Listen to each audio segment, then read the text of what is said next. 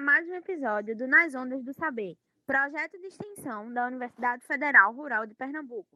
Eu sou Denise Vilaça. E eu, Matheus Torres, somos licenciandos em Letras. E em nossa equipe temos ainda a professora doutora Thaís Ludmila e a técnica administrativa Roberta Duarte. E hoje temos como convidado o professor Henrique Oliveira, licenciando da Universidade Federal de Pernambuco e professor voluntário do pré-vestibular Mais que o Enem.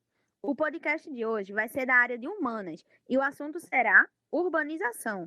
Ok, muito obrigado aí a Matheus, a Denise e a toda a equipe do Ondas do Saber pela oportunidade de hoje. E sim, eu sou licenciando em Geografia da Universidade Federal de Pernambuco.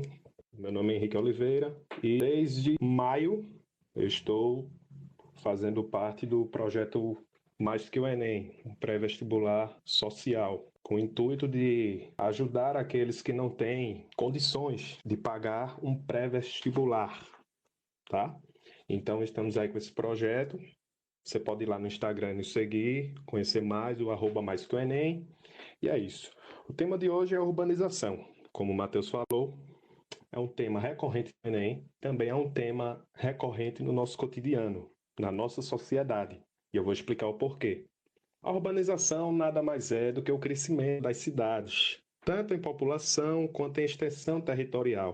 Ou seja, é um processo em que o espaço rural ele se transforma em espaço urbano, com a consequente migração populacional do tipo campo-cidade, que, quando ocorre de forma intensa e acelerada, é chamada de êxodo rural. Ou seja, o êxodo rural foi ocorrido principalmente entre 1940 e 1980. Porque o Brasil, como os demais países da América Latina, apresentou um intenso processo de urbanização, especialmente nessa parte do século XX, nessa segunda metade do século XX. Em 1940, eu tinha falado, a população urbana era de 26%, salvo engano, do total. Já nos anos 2000, ela era de 81%. Vê a diferença. Esse crescimento se mostra mais impressionante ainda se lembrarmos os números absolutos. Ou seja, em 1940, a população que residia nas cidades era entre 18 e 19 milhões. E em 2000, ela era de aproximadamente 138 milhões. Olha a diferença de 1940 para 2000, 60 anos. A população triplicou ou foi mais acima disso, 18 milhões para 138 milhões.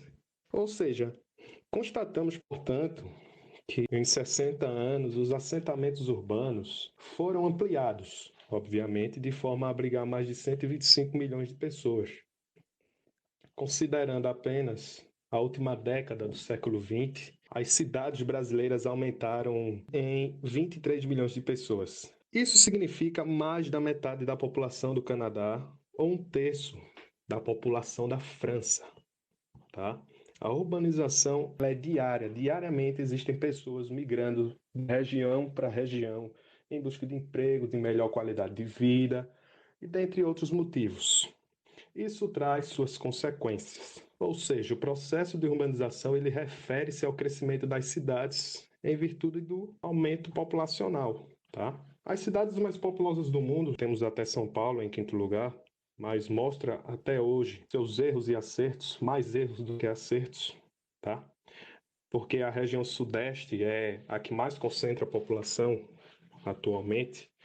Cerca de 92% das pessoas vivem em áreas urbanas. E isso se deve, basicamente, aos inúmeros fatores atrativos, como a presença de indústrias, da oferta de emprego. A região centro-oeste vem em segundo lugar, com 80%, porque a região centro-oeste é uma região que tem mais a estruturação da hierarquia urbana. Lá existem mais fazendeiros, mais concentrações fundiárias, certo? Que pode ser dividido também em fatores atrativos e em fatores repulsivos. E o que são os fatores atrativos? Como o próprio nome sugere, são aqueles em que a urbanização ocorre devido às condições estruturais oferecidas pelo espaço, ou seja, nos últimos tempos vemos que o maior atrativo estrutural oferecido é a industrialização. Por quê? Esse processo é característico dos países desenvolvidos, onde o processo de urbanização ocorreu principalmente e primeiramente em cidades como Londres e Nova York. E se formos acompanhar a história de Londres e Nova York até os dias de hoje, foram muitas coisas que ocorreram lá. Por quê? Tornaram-se urbanas a partir da década de 1900, tá?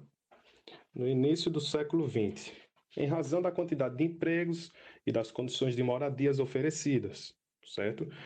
E os fatores repulsivos, que são os mais visíveis hoje, são aqueles em que a urbanização ocorre não em função das vantagens produtivas das cidades, mas graças à espécie de expulsão da população. Por que isso ocorre? Esse processo ocorre, em geral, pela modernização do campo, que propiciou a substituição do homem pela máquina. Como vemos atualmente, estamos nos encaminhando para uma quarta revolução, e dessa vez a tecnológica. Ou seja, a modernização do campo propiciou a substituição do homem pela máquina e pelo processo de concentração fundiária, que deixou a maior parte das quantidades de terras nas mãos de poucos latifundiários.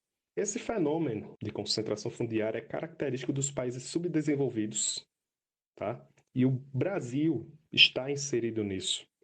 E é dividido em 4 partes esse processo. Primeiro, industrialização das sociedades. O segundo, a ampliação da divisão entre campo e cidade. Terceiro, êxodo rural e formação das grandes metrópoles. E quarto, a estruturação da hierarquia urbana. Tá? Segundo o IBGE, Instituto Brasileiro de Geografia e Estatística, atualmente mais de 80% da população no país vive em áreas urbanas, mais concentradas no Sudeste e Centro-Oeste, tá? Como eu havia falado. E quais são as consequências, que são as mais visíveis? O processo de urbanização, ele ocorre de forma desigual, não só no Brasil, mas em diversas partes do mundo. A falta de planejamento e a formação desordenada são predominantes, mas vamos focar no Brasil.